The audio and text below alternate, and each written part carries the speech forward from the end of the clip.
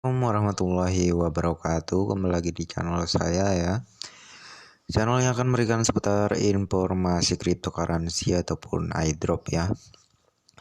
Jadi di sini saya ada berita terbaru mengenai Project Pi ya.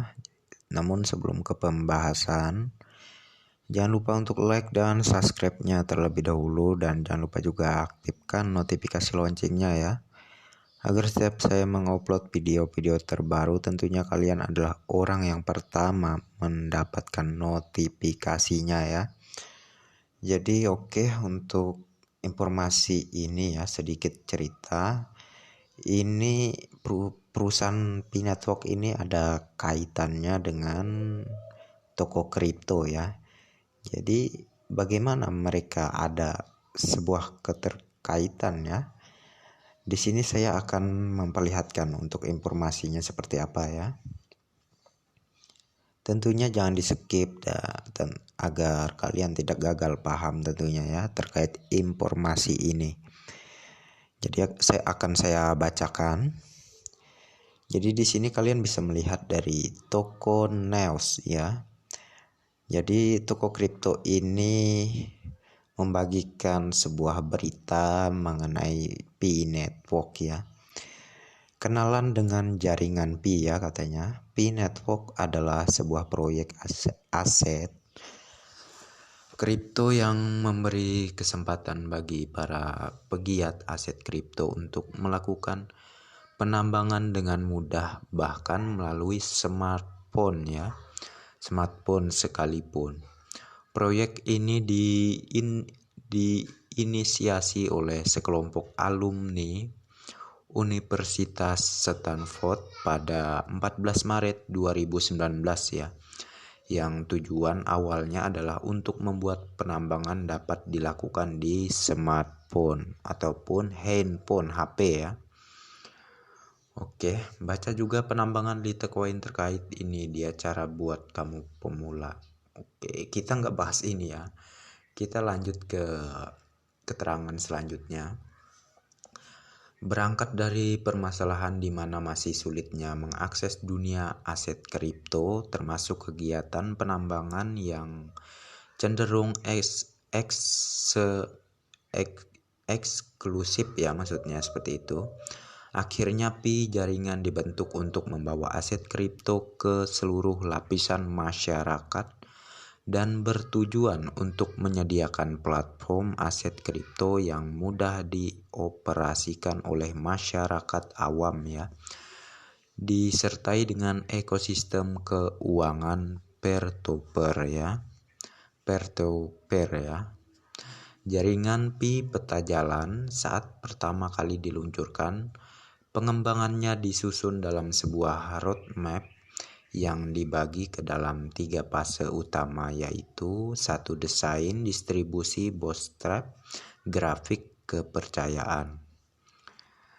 Seperti namanya, fase pertama ini berfokus pada menjalankan server yang sepenuhnya terdesentralisasi ya, mulai dari perbaikan dan pengembangan tampilan dan pengoperasian ya platform hingga pengiriman koin secara langsung pada pengguna.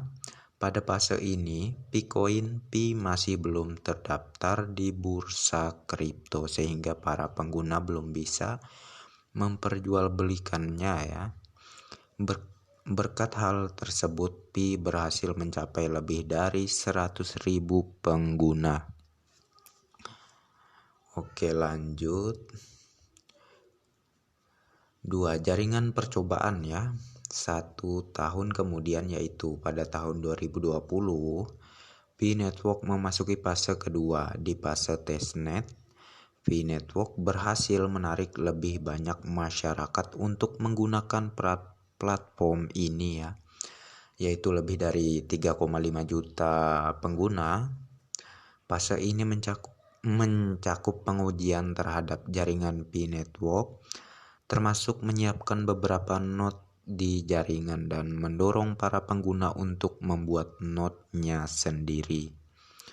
Uji coba ini dilakukan agar para developer bisa terus melakukan pengembangan dan perbaikan pada jaringan ya.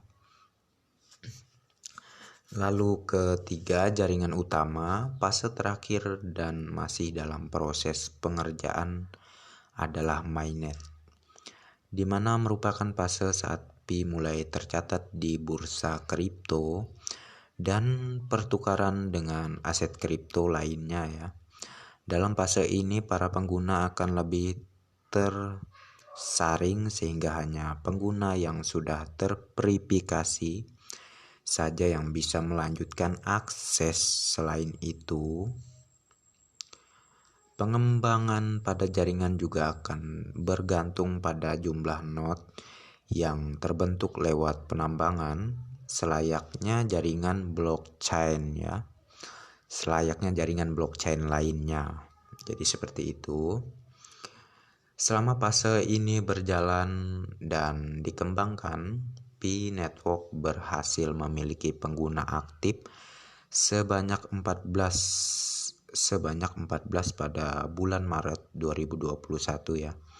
Tren kenaikan ini tidak berhenti sampai sana. Pada September 2021, pengguna aktifnya kembali melonjak hingga mencapai 25 juta.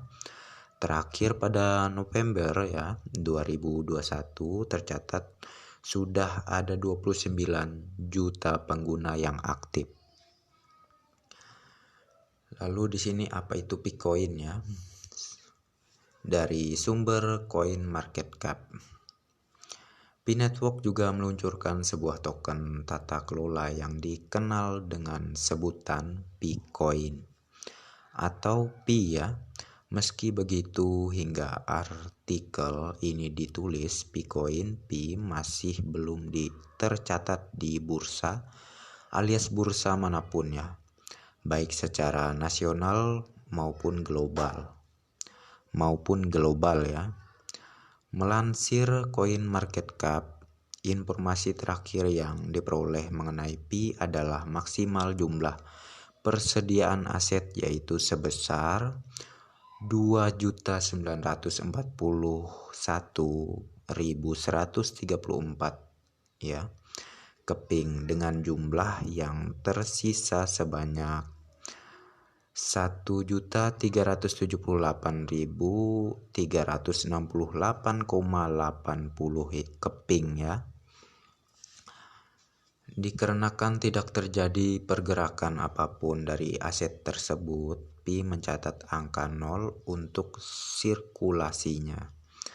Harga terakhir yang tercatat adalah senilai US dolar 0.00707719. Oke. Atau sekitar kalau di kurs ke rupiah itu sekitar 103,18 rupiah ya. Hingga kini Pi hanya dapat diperoleh dengan cara menambang di aplikasi khusus yang dirilis oleh Pi Network. Jaringan 3 keunggulan Pi ya. Beberapa keunggulan yang menjadi nilai tambahan dibandingkan jaringan aset kripto lainnya yaitu satu, mohon maaf suara saya agak serak ya. Terdesentralisasi penuh ya. Seperti yang telah dibahas sebelumnya bahwa jaringan aset ini dibentuk untuk menjadi sebuah jaringan yang terdesentralisasi penuh ya. Jadi tidak ada pihak di pusat yang mengatur perputaran aset hingga proses penambangan ya. Seluruhnya akan bergerak mengikuti para pengguna di dalamnya dengan aman dan tidak dapat dipalsukan. Keterangan nomor urut 2. Oke, lanjut. Di sini keterangannya. Ponsel pertama, Pi Network juga menjadi pioner dalam menyediakan jaringan yang memungkinkan para penggunanya untuk mining sejumlah aset kripto melalui smartphone. Seperti yang kita sama-sama ketahui ya, proses mining sangatlah berat, bahkan membutuhkan banyak biaya, waktu, serta tenaga. Maka dari itu mining lewat smartphone menjadi solusinya. 3. User dengan planet friendly. Ya, kita baca demikian ya. User dan planet friendly ya. Dengan memungkinkan proses mining dilakukan lewat smartphone, menghasilkan keunggulan selanjutnya ya. Keunggulan selanjutnya yaitu user dengan planet friendly. Jika pada blockchain lain validasi transaksi atas mining membutuhkan banyak energi, maka di sini justru sebaliknya. Dengan algoritma konsensus yang berbeda, maka kegiatan mining akan lebih ramah lingkungan, juga ramah bagi pengguna dari berbagai kalangan ya. Bagaimana cara P-Network bekerja? Oke, lanjut. Sebagian dari Anda mungkin bertanya-tanya bagaimana cara mining melalui smartphone yang dijalankan oleh P-Network. Jawabannya adalah nodes yang terdapat dalam P-Network menggunakan algoritma konsensus yang berbasis Stellar ya. Konsensus protokol SCP yang merupakan pengembangan dari algoritma Federated Bayesian Agreement FBI ya. Nah, SCP inilah yang membedakan proses mining aset kripto satu ini dengan jaringan lainnya ya.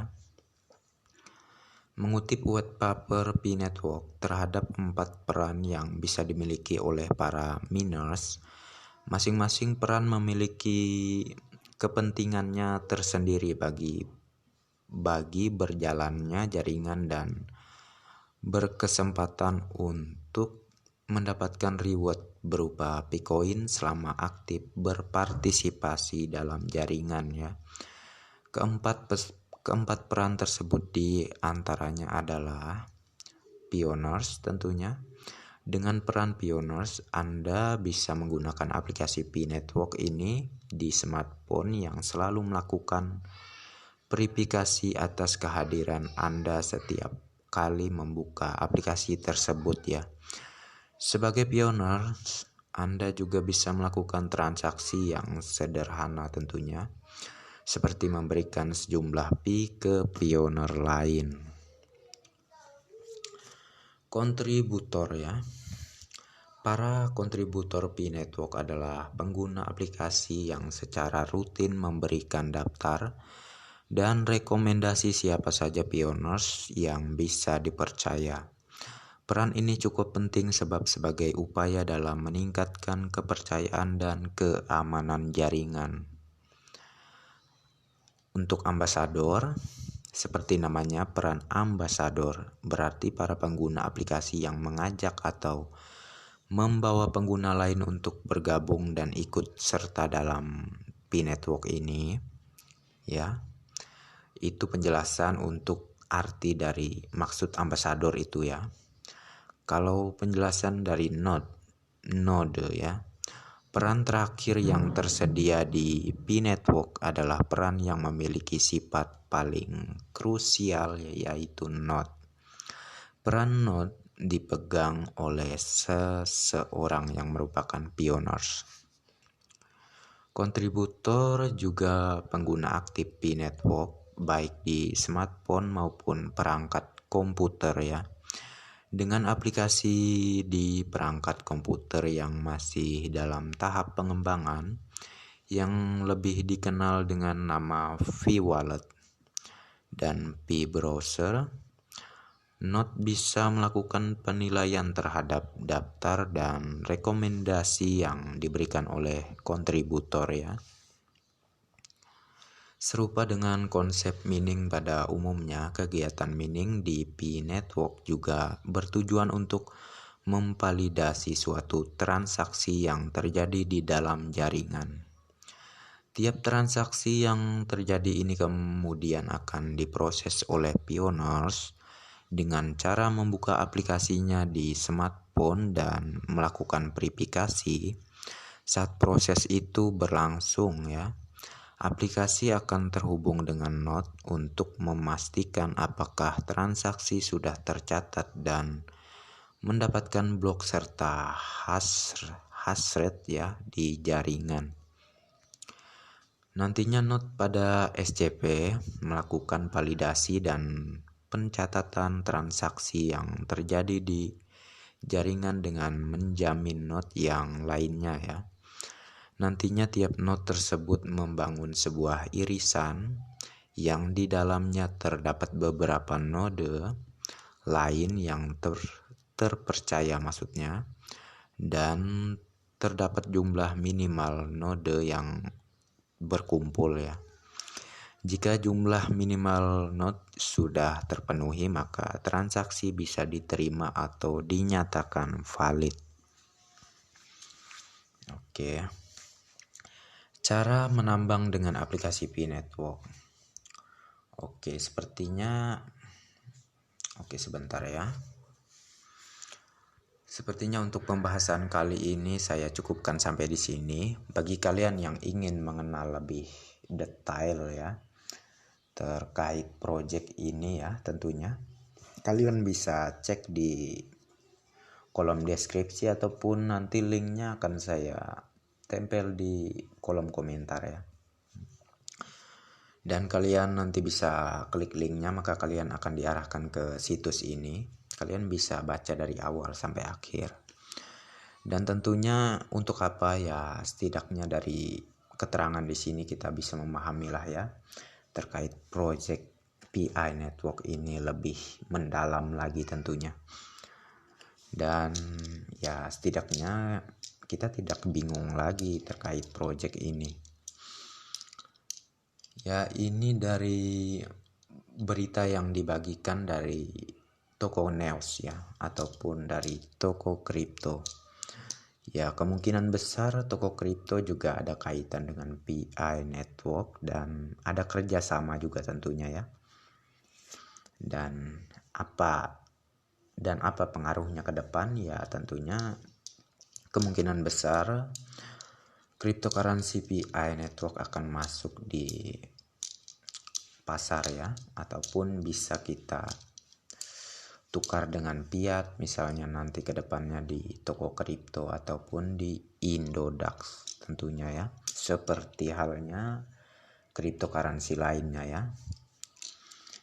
Ya, untuk waktu menuju ke situ sih kita ya harus sabar, tentunya harus sabar ya.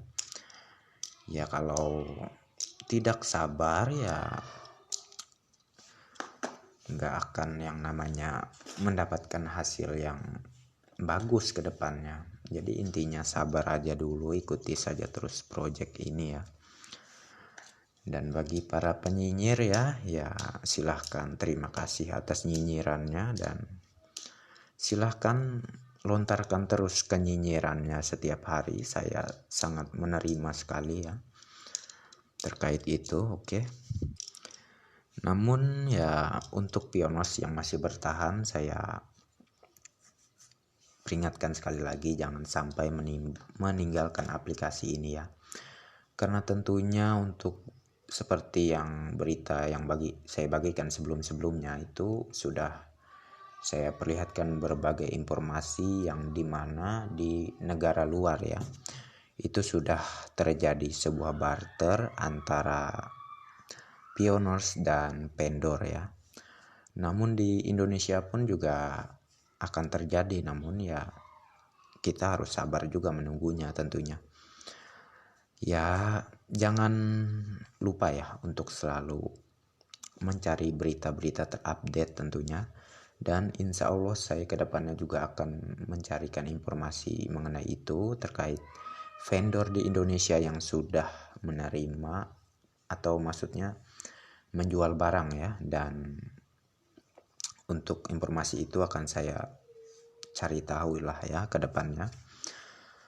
Dan terima kasih ya untuk kalian yang sudah mampir di channel saya, dan terima kasih banyak atas support dan dukungannya.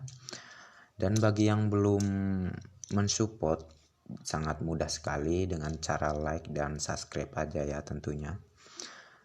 Dan jangan lupa juga aktifkan notifikasi loncengnya agar setiap saya mengupload video terbaru ke depannya, tentunya Andalah yang akan menerima notifikasinya ya. Jadi oke, next time. Assalamualaikum warahmatullahi wabarakatuh.